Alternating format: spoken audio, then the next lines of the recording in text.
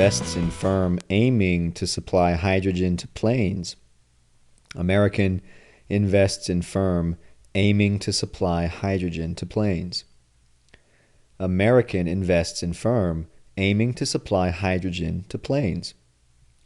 American invests in firm aiming to supply hydrogen to planes. This is from the AP News again. There's no name here. Let me check. Nope, no name. We're going to focus on hopefully a familiar word now. We've done a few of these headlines, and this word was in, a couple of them as a focus word too. So, but if not, we'll see if we can make it more familiar here. Aiming to do something, aiming to accomplish something, aiming for some result. The headline again: American invests in firm aiming to supply hydrogen to planes. I believe American is not like an American, nameless American person. No, I think it's the airline company, American Airlines, but maybe I'm wrong. I'm not sure. Not the picture. Let's go to the first few sentences from Fort Worth, Texas. American Airlines said Monday that it invested in a company that hopes to deliver hydrogen for use in planes, one prong or one aspect of the airline industry's approach to reduce carbon dioxide emissions. American did not say how much it invested or its ownership stake or share in Universal Hydrogen Company, whose other backers or supporters include the venture arm of JetBlue, the venture arm of aircraft maker Airbus, and GE Aviation, which makes aircraft engines.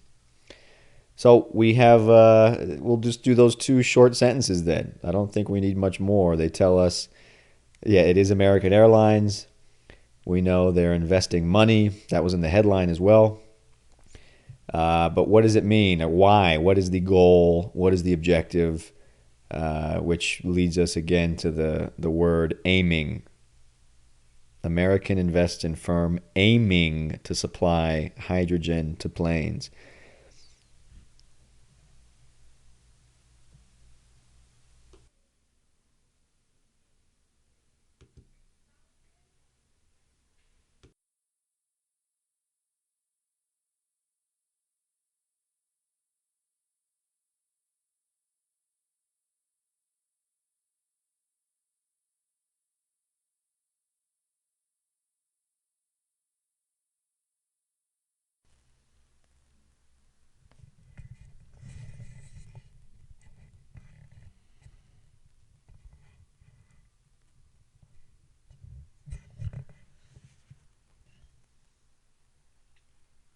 And we're back for the next segment. The headline: American invests in firm aiming to supply hydrogen to planes. Aiming to do something. That was our focus word. So let's start there.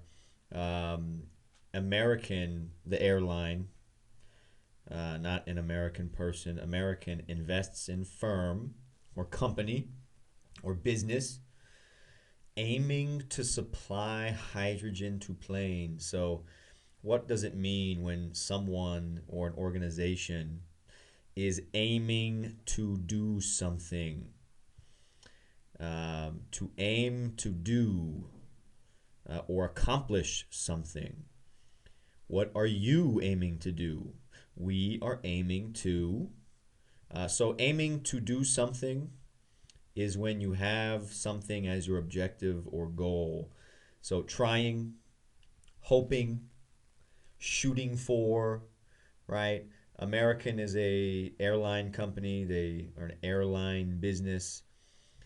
They are investing in a company, and the hope, the desire, the aim, that's AIM, the aim is to have planes flying on hydrogen. So that's what they are aiming to do, intending or pretender. in Portuguese, né? They are intending. American Airlines invests in firm with the intention or intending or hoping to supply hydrogen to planes. What else can we find in those three sentences I read from the article? Prong, Prong. I think that was the first sentence.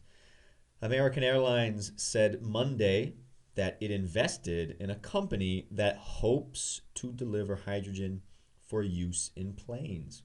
One prong of the airline industry's approach to reduce carbon dioxide emissions. So, one prong of their approach, one prong, Prong. This is an uncommon, funky, strange word for aspect, element, and part, right? One part. So you can have different or multiple prongs to a plan or strategy, or philosophy, and it just simply means aspect or element, um, factor, part. So let's substitute one of those options in the sentence that I read. One part of the airline industry's approach to reduce carbon dioxide emissions. So the next word actually is in the same sentence. Approach. This might be easy for some people. It may be familiar, but this is in my classes. This is a common word that people will kind of, when I encourage them to ask any questions, right? If you have even a little bit of doubt, or hey, this word is familiar, but ooh, I don't really remember what exactly it means. The context helps, but I need help. This word is common. So approach, APPROACH, approach. One aspect, one part of the airline industry's approach to do what? To reduce carbon dioxide emissions.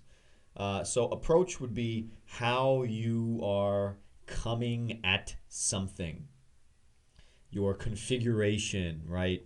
Your position to do something, to reach some goal, to execute some task. So a teacher, right, teachers have different approaches to help their students learn. Police officers have slightly or some different approaches to interact successfully with citizens. Governments, right, politics. One party has one approach to improve the country. Another party or another politician has a different approach. I believe in Portuguese this is abordagem, but I'm not positive, so that maybe that's incorrect. But hopefully, someone out there could correct me on that. Anything else from the three sentences? I think that's it. So again, there could be something confusing to you individually that I did not focus on in my explanation segment here. So you need to tell me if that is the case, so I can add more and have a bigger sample size with which to decide, hey, which words are going to be difficult for people listening to this. And usually, just whatever happens in class, right? For the last 8 years, that's my foundation. What have students been asking me for my 8 years or so as a teacher? And the sample size is always getting bigger. Question segment. What are you aiming to do or accomplish in the next 6 months? What are you aiming to do or accomplish in the next 6 months? This could be professional. This could be personal. This could be, a hobby. Maybe you're building something. This could be, if you have kids, right, you might have a goal or accomplishment or some activity you are looking forward to do, or some objective that you're looking forward to reach. So it could be athletic. It could be, exercise goals or aims. But the question, what are you aiming to do or accomplish in the next 6 months? Number two, why do you think it has taken so long for air travel to evolve? Why do you think it has taken so long for air travel to evolve? Yet nothing has really changed. And I'm 30. Airplanes are still running on the same stuff. We have electric vehicles, cars, and airplanes. And this could be completely bad information. It seems like airplanes have not changed in my lifetime. And if you would go back from 1992, you know, 30 years, I feel like they had changed. So the question, why do you think it has taken so long for air travel to evolve? Why don't we already have electric airplanes to scale? Why don't we already use alternative energy for fuel or for combustion, right, in airplanes? So what do you think? Or do you have some information that shows that I'm a total idiot and air travel has evolved in the last 30 years? But any thoughts? And number three, would you pay 20% more on airplane tickets if you knew that the fuel source was 50% better for the environment? Would you pay 20% more on airplane tickets if you knew that the fuel source, the source of energy, right, the gasoline, the petrol, in this article, right, they're looking for, was it hydrogen? Would you pay 20%? Would you pay more money for airplane tickets if you knew that the fuel was better for the environment? And I gave the two numbers, 20% increase in ticket price for 50% better for the environment.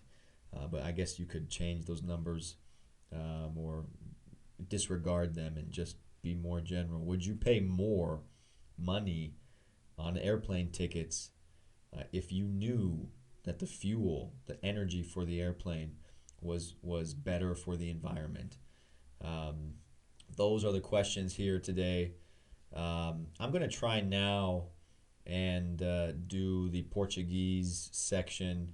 I don't have anything in front of me. This is all off the cuff. This is live. I have no written down Portuguese, so this is just looking at an article and speaking in a foreign language. Again, I'm of course familiar with a bit of the information, but I haven't translated it. This is going to be rough and messy, but então vamos começar. Que o headline, o título do artigo é Americano investir em empresa que pretender fornecer hydrogen. I have no idea, não faço ideia como falar hydrogen em português. As vós. And I don't know if I said grandparents or airplanes, right? Vovó, or vô. I think vô would be airplane. So, americano investe em empresa pretender or pretendendo fornecer hydrogen às voos. Então, as palavras. Como vai funcionar essa parte do podcast? Eu estou tentando, eu estou pretendendo conectar com vocês e usar o idioma de vocês para falar das palavras inglesas que já olhávamos e para ouvir, né, para ouvir uma pessoa usando o idioma de vocês que está imperfeito, um pouco sujo, não é idioma, mas como eu estou usando, né? Então, falamos do aiming to e estudamos que e aprendimos que to aim to do something é pretender, que uma pessoa que está aiming to use hydrogen. É uma pessoa que está pretendendo utilizar hydrogen para fazer energia aos carros ou, nesse caso, aos voos. Or voos. I don't know. Eu não sei a pronunciação disso. Um, Também olhávamos a uma palavra prong, P-R-O-N-G, e aprendimos que é uma palavra estranha e não bem comum para aspecto. Isso é correto? Não sei. Aspecto. Vamos olhar no Google, porque o Google nos salva nesses momentinhos. Eu falo aos meus alunos que não precisa ter vergonha de usar o Google Translate, mas tem que lembrar que quando vocês usam o Google Translate, tem um jeito melhor para fazer, para usar, e tem um jeito pior, né? O jeito melhor para usar o Google Translate, o tradutor de Google, é para incluir mais contexto no que você está tentando, pretendendo traduzir. E como o que eu queria falar que no lugar de colocar só uma palavra, pode colocar mais palavras ou frase, ou uma oração, alguma coisa com mais contexto, mais palavras. E o Google é muito bom de traduzir o que você está uh, aiming para entender. E é isso. Se você colocar uma palavra como prong, vamos tentar com prong no Google agora. Prong, português ou inglês? Não, inglês ou português. Se você usa prong e no Google Tradutor, você vai olhar agora o forçado, a garra, o garfo, o dente do garfo, verbo perfurar, atravessar como forçado. Então você vai receber muitas possibilidades, né? Mas se colocamos, vamos sim, como usar no one prong of the approach. E vamos colocar isso, one prong of the approach. Uma ponta da abordagem. Então, uma ponta não foi, né? Acho que não foi uma das palavras que inicialmente o Google nos mostrou, né? Mas colocando mais palavras do artigo, of the article, one prong of the approach, Google nos dá umas palavras mais específicas e corretas nesse sentido, é mais correta. Prong também pode ser uma dente do garfo, mas não estávamos falando disso. Estávamos falando uma ponta da abordagem. É isso. So, prong é uma palavra estranha, não muito comum, mas as pessoas usam nesse lugar uma ponta, um aspecto, um elemento, parte de alguma coisa. Normalmente uma filosofia, ideologia, um jeito de fazer alguma coisa assim, nessa ou abordagem, né? De fazer, conquistar, de alcançar algumas metas ou objetivos. Não foi mais alguma coisa. Agora as questões, né, as perguntas em português. O que você está pretendendo fazer nos próximos 6 meses? Né? Essa pergunta foi escrito com pretensão de praticar o phrasal verb aiming to do something. E normalmente quando usamos aiming to do something, né, or aim to do something, o infinitivo, usamos no progressivo, presente. Licença. Eu tô pretendendo, né, ou como português, ou present simple, eu pretendo fazer isso, eu pretendo alcançar esse lugar ou terminar com essa obra ou trabalho, né? Falamos em inglês a mesma coisa, I aim to, or I am aiming to. E a pergunta se como você colocar um verbo depois do essa phrasal verb? What are you aiming to do? Sempre está com infinitivo, né? Aiming to do, aiming to go, aiming to see, aiming to finish, aiming to make. Um, então, é isso. A segunda pergunta: Why do you think it has taken so long for air travel to evolve? Por que você acha faz tanto tempo para que os viagens de ar no voo não evoluírem? Uf, que difícil. Evoluírem. Vou tentar de novo, porque as perguntas não têm só um jeito de falar normalmente, né? E não sei se eu falei perfeito nessa primeira vez. Por que você acha faz tanto tempo que os viagens de ar ou de voo não evoluírem? Why do you think it has taken so long for air travel or airplanes to evolve? É isso aí, não sei, acho que foi correto. E a última pergunta. Você pagaria 20% mais nos ingressos, os boletos, bilhetes ou ingressos de voo se você soubesse que o gasolina, o petróleo, a energia, ou fonte de energia foi 50% melhor pelo meio ambiente? Uau, que difícil. E eu vou de novo.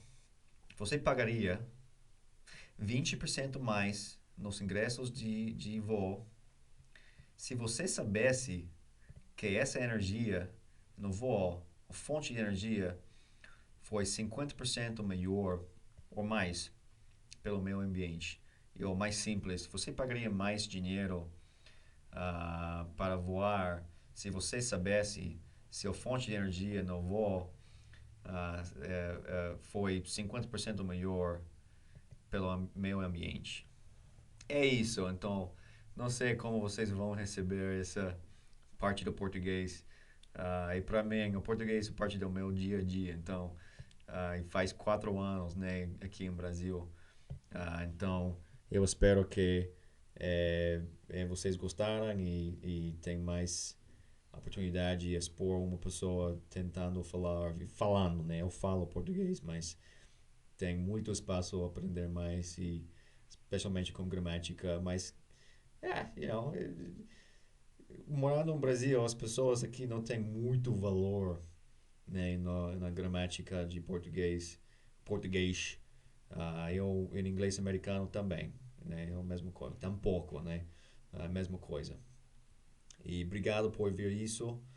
Eu espero que vocês continuem ouvindo. Eu tenho muitos vídeos para entregar e muitos que já existem. Se vocês têm alguns comentários para colocar, para añadir ou para expressar, né, pode usar o e-mail associado a esse podcast. Em breve vai ter um site também. Muito obrigado e tchau.